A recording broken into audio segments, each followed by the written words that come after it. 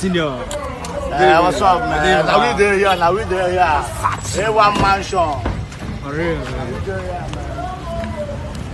Senior. Hey. Senior. Welcome, bro.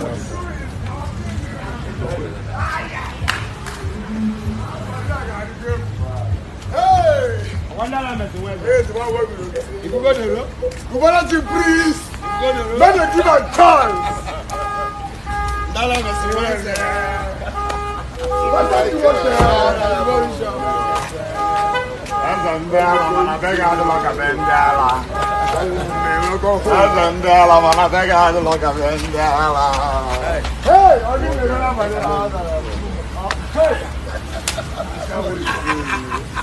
Man, I carry out.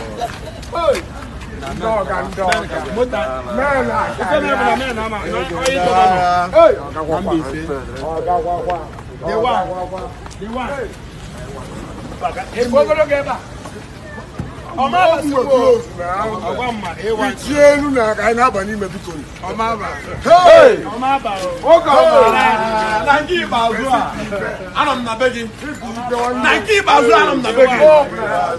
Come on, focus a lot.